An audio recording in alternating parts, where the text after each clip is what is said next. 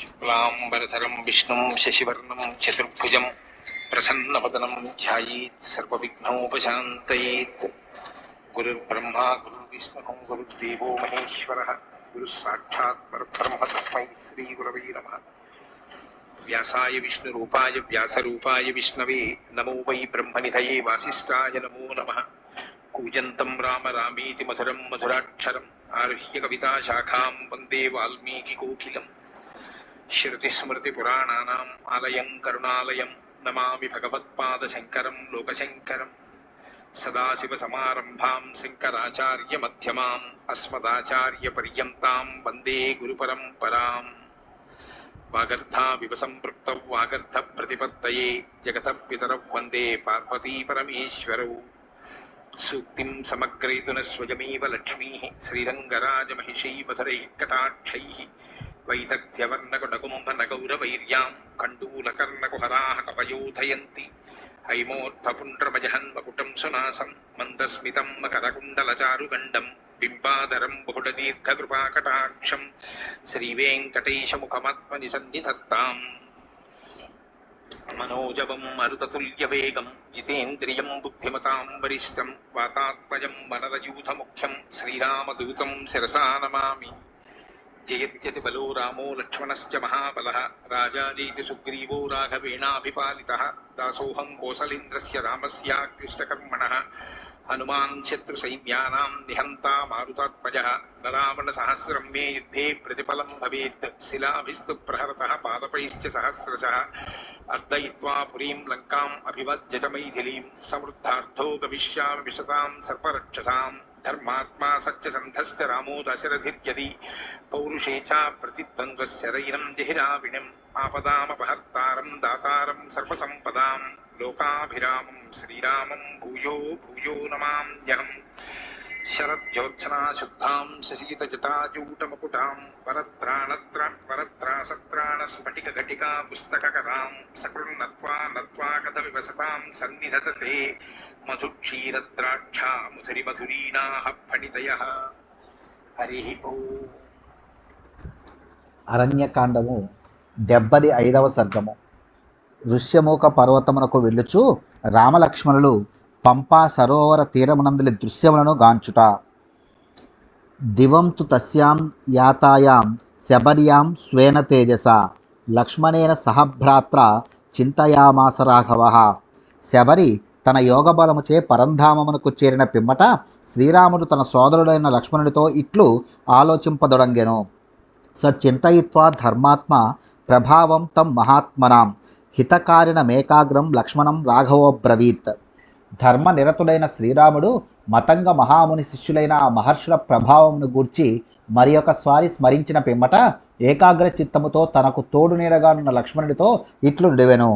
దృష్టో యమాశ్రమః సౌమ్య బహ్వాశ్చర్యః కృతాత్మనాం విశ్వస్త మృగశార్దూలో నానా విహగ సేవితః. మహర్షుల యొక్క ఈ ఆశ్రమము పుష్పములతో ఫలములతో నిండి సకల తీర్థములకును కూడలి అయి అత్యద్భుతముగా ఒప్పుచు మనకు మిగుల ఆశ్చర్యమును గొలుపుచున్నది. పెద్ద పులులను ఇతర మృగములను పరస్పర విశ్వాసముతో హింసా ప్రవృత్తిని మాని ఇచట హాయిగా మసలుకొనుచున్నవి. ఇందు వివిధములకు పక్షులు కలరవముల నడుచుచు సుఖముగా జీవించుచున్నవి. సప్తానాం చ సముద్రానాం యేషు తీర్థేషు లక్ష్మణ ఉపస్పృష్టం చ విధివత్ పితరశ్చాపితర్పితాః ప్రణష్టం అశుభం తత్తత్ కళ్యాణం సముపస్థితం తేన తత్వేన హృష్టం మే మనో లక్ష్మణ సంప్రతి హృదయే హి నరవ్యాఘ్ర శుభమావిర్భవిష్యతి. ఓ లక్ష్మణ, ఇచటి సప్తసాగర తీర్థములలో స్నానములను నడిచి పితృదేవతలకు విద్యుక్తముగా శ్రాద్ధ తర్పణాదికమును ఆచరించితిమి.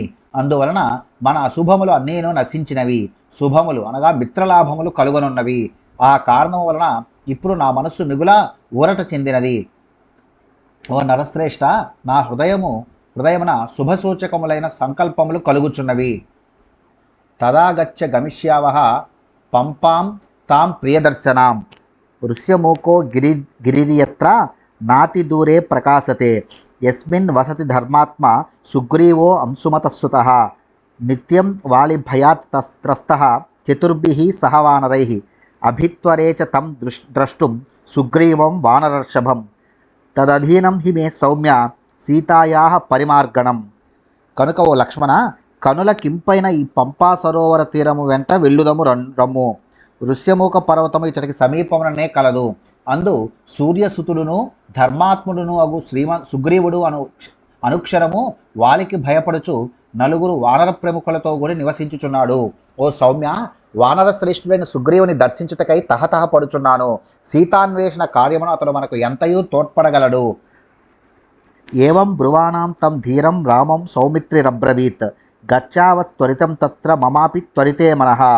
ధీరుడైన శ్రీరాముడు ఇట్లు పలుకుచుండగా సౌమిత్రి ఆయనతో, అన్నా, అందులకై నా మనస్సు కూడా మిగుల ఆరాటపడుచున్నది, కావున త్వరగా వెళ్ళుదము అని నుడివెను. ఆశ్రమాతు తతస్తస్మాత్ నిష్క్రమ్య స విశాంపతి ఆజగామ తతః పంపాం లక్ష్మణేన సహాభిభూ. శత్రు సంహారకుడైన శ్రీరామచంద్ర ప్రభు లక్ష్మణ సహితుడై ఆ ఆశ్రమము నుండి బయలుదేరి పంపాతీరమునకు చేరెను.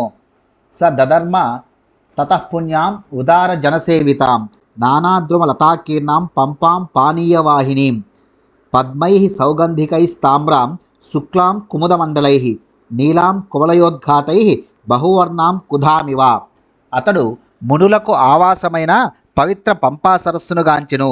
ఆ సరస్సు నానా విధములైన చక్కని చెట్లతో తీగెలతో అలముకొని ఉండెను. అందు ప్రవహించడి చల్లని జలములు మధురములు. ఆ సరస్సు సువాసనను వెదజల్లడి ఎర్ర రామరలతోడను తెల్లని నల్లని కలువల సమూహములతోడను ఒప్పుచూ పలువన్నెలు గల కంబలి వలె భాసిల్లుచుండెను. స తామాసాద్య వైరామో దూరాదుదకవాహినీం మతంగ సరసం నామ హృదం సమవగాహత. అంతట శ్రీరాముడు స్వాదు జలములు గల ఆ పంపా సరస్సు యొక్క తీరమున కొంత దూరము నడిచి మతంగ సరస్సు అను పేరుతో ప్రసిద్ధికెక్కిన మడుగులో స్నానమాచరించెను. అరవిందోత్పలవతీం పద్మ సౌగంధికాయుతాం పుష్పితామ్ర వనోపేతాం బర్హినోద్గుష్టనాదితాం. ఆ పంపా సరస్సునందు కమలములు కలువలు ఎర్రదామరులు శోభిల్లుచుండెను. దాని తీరమునందు అంతటను బాగుగా పుష్పించిన మామిడి తోపులు విరాజిల్లుచుండెను. అందు నెమల్ల క్రేంకారములు వినవచ్చుచుండెను. తిలకైర్బీజపూరైశ్చ ధవైః శుక్లద్రుమైస్తదా పుష్పితైః కరవీరైశ్చ పున్నాగైశ్చ సుపుష్పితైః మాలతీ కుందగుల్మైశ్చ భాండీరైర్రుచులైస్తదా అశోకైః సప్తవర్ణైశ్చ కేతకైర్రతిముక్తకైః అన్యైర్వివిధైర్వృక్షైః ప్రమదామివ భూషితం సమీక్షమానో పుష్పాఢ్యం సర్వతో విపులద్రుమం కోయష్టికైశ్చార్జునకైః శతపత్రైశ్చ కీరకైః ఏతశ్చాన్యైశ్చ విహగైః నాదితం తు వనం మహత్ తతో జగ్మతురవ్యగ్రౌ రాఘవౌ సుసమాహితౌ తద్వనం చైవ సరసః పశ్యంతౌ శకునైర్యుతం. తిలక వృక్షములు, దానిమ్మ, చండ్ర, ఏరుమద్ది, పుష్పించిన గన్నేరు, విరబూసిన సురపొన్న మొదలగు చెట్లతోడను జాజి మల్లె పొదలతోడను మర్రి, వేప, అశోక, ఏడాకుల అరటి, మొగలి, గురువింద చెట్లతోడను ఇంకను అనేక విధములైన వృక్షములతోనూ శోభిల్లుచున్న ఆ పంపా సరస్సు వివిధాలంకరములతో విరాజిల్లుచు ప్రమదవలే భాసిల్లుచుండెను. దాని తీరమును అందున్న వనమును గాంచుచు ఆ ఇరువురును ముందునకు సాగుచుండిరి. తీరమునందలి ఆ వనము రంగురంగుల పువ్వులు కలిగి చాలా దూరము వ్యాపించిన చెట్లతో రమణీయముగా నుండెను. మరియు టిట్టిభ పక్షులు, నెమళ్ళు, వడ్రంగి పిట్టలు, చిలుకలు ఇంకనూ తదితరములైన పక్షుల యొక్క కూజితములతో ఆ వనము అలరారుచుండెను. ఆ రామలక్ష్మణులు ఇరువురును ఏకాగ్ర చిత్తులై పక్షులతో కలకలలాడుచున్న ఆ సరస్సును అతటి వనమును దర్శించుచు త్వరగా నడుచుచు ముందునకు సాగిరి. స దదర్శ తతః పంపాం సీతవారి నిధిం శుభాం ప్రహృష్ట నానాశకురాం పాదపైరుపశోభితాం. మరలా వారు చల్లని జలములతోడను సంతోషముతో కేరింతలు కొట్టుచున్న పక్షులతోడను వివిధములకు వృక్షములతోడను విరాజిల్లుచున్న పంపా సరస్సును దర్శించిరి. స రామో వివిధాన్ వృక్షాన్ సరాంసి వివిధాని చ పశ్యన్ కామాభిసంతప్తో జగామ పరమం హృదం. పుష్పితోప వనోపేతాం సాల చంపక శోభితాం షట్పతౌఘ సమావిష్టాం శ్రీమతీం అతుల ప్రభాం స్ఫటికోపమతో యాఢ్యాం శ్లక్ష్ణ వాలుక సంతతాం సతాం దృష్ట్వా పునః పంపాం పద్మ సౌగంధికైర్యుతాం ఇత్యువాచ తదా వాక్యం లక్ష్మణం సత్యవిక్రమః. శ్రీరాముడు వివిధములగు వృక్షములను పలు విధములగు సరస్సులను గాంచుచు సీత ఎడబాటునకు పరితపించుచున్నవాడై పంపా తీరమున సాగిపోవుచుండెను. ఆ తీరమునకు సమీపమున గల ఉపవనములన్నీను పువ్వులతో కలకలలాడుచున్నవి. అది మద్ది వృక్షములతో సంపెంగ పూల మొక్కలతో శోభిల్లుచుండెను. అచట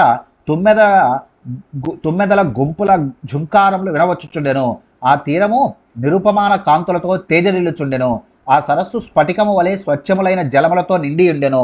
అది మనోహరమైన ఇసుక తిన్నెలతో ఒప్పుచుండెను. పద్మముల పరిమళములతో గుబాలించుచుండెను. అట్టి పంపా సరస్సును చూచి సత్య పరాక్రముడైన శ్రీరాముడు లక్ష్మణునితో ఇట్లు నుడివెను. అస్యాస్తీరే తు పూర్యోక్తః పర్వతో ధాతుమండితః ఋష్యమూక ఇతి ఖ్యాతః పుణ్యః పుష్పితపాదపః. ఋష్యమూకము అని పేరుతో ప్రసిద్ధికెక్కిన పవిత్రమైన పర్వతము గైరికాది ధాతువులతో విలసిల్లుచుండును. అది విరబూసిన వృక్షములతో శోభిల్లుచుండును. అది పంపా తీరమునందే కలదు అని ఇంతకు ముందే కబంధుడు తెలిపి ఉండెను. హరేర్వృక్ష రజోర్నామ్నః పుత్రస్తస్య మహాత్మనః అధ్యాస్తే తం మహావీర్యః సుగ్రీవ ఇతి విశ్రుతః. మహాత్ముడైన వృక్షరజులను వానరుని కుమారుడు సుగ్రీవుడు. మహావీరుడుగా ఖ్యాతికెక్కిన అతడు ఈ ఋష్యముఖ పర్వతముపై నివసించుచున్నాడు. సుగ్రీవమభిగచ్చత్వం వానరేంద్రం నరర్షభ ఇత్యువాచ పునర్వాక్యం లక్ష్మణం సత్యవిక్రమం. ఓ నరశ్రేష్ఠ, వానర ప్రముఖుడైన ఆ సుగ్రీవుని కడకు బయలుదేరుము అని పలికిన పిమ్మట శ్రీరాముడు సత్యపరాక్రముడైన లక్ష్మణునితో మరలా ఇట్లనెను. రాజ్యభ్రష్టేన దీనేన తస్యాం ఆసక్తచేతస కథం మయా వినాశక్యం సీతాం లక్ష్మణ జీవితం. ఓ సౌమిత్రి, ప్రస్తుతము నేను రాజ్యాధికారమునకు దూరమై దైన్యావస్థకు లోనై ఉన్నవాడను. ఇట్టి స్థితిలో సీతాదేవి నన్ను ఓదార్చుచూ నాకు ఊరట కలిగించుచుండేది కనుక ఆమె నాకు పదే పదే మనస్సులో మెదలుచున్నది. అట్టి సీతాదేవి నా చెంత లేకుండా నేను ఎట్లు జీవించి ఉండగలను? ఇత్యేవముక్త్వా మదనాభిపీడితః స లక్ష్మణం వాక్యమనన్యచేతసం వివేశ పంపాం నళినీం మనోరమాం రఘూత్తమః శోక విషాదయంత్రితః. సీత ఎడబాటుతో దుఃఖితుడై ఉన్న శ్రీరాముడు తన మాటలను సావధానుడై వినుచున్న లక్ష్మణునితో ఇట్లు పలికెను. పిమ్మట శోక విషాదములకు లోనై ఏమి చేయుటకును తోచకున్న శ్రీరాముడు లక్ష్మణునితో కూడి పద్మములతో నిండి కలకలలాడుచున్నదై మనస్సునకు ఉల్లాసమును గూర్చడి పంపా సరస్సులో స్నానము చేయుటకై దిగెను. తతో మహద్వర్త్మ సుదూర సంక్రమః క్రమేణ గత్వా ప్రతికూల ధన్వనం దదర్శ పంపాం శుభదర్శ కారణం అనేక నానావిధ పక్షిజాలకం. చిత్రకూటము నుండి చాలా దూరం ప్రయాణము చేసిన పిమ్మట శ్రీరాముడు క్రమముగా వెదురు మొదలగు పొదలతో నిండి బాటసారులు ప్రవేశించుటకు అసాధ్యమైన కబంధవనమునకు చేరెను. పిమ్మట ఆ ప్రభువు నానా విధములకు రంగురంగుల పక్షులతో కూడి దర్శనీయములైన వనములు గల పంపా సరోవరమును దర్శించెను. ఇత్యార్షే శ్రీమద్ రామాయణే వాల్మీకే ఆదికావ్యే అరణ్యకాండే పంచసప్తితమస్సర్గః. వాల్మీకి మహర్షి విరచితమై ఆదికావ్యమైన శ్రీమద్ రామాయణంలో అరణ్యకాండమునందు ఇది 75వ సర్గము. అరణ్యకాండము సమాప్తము.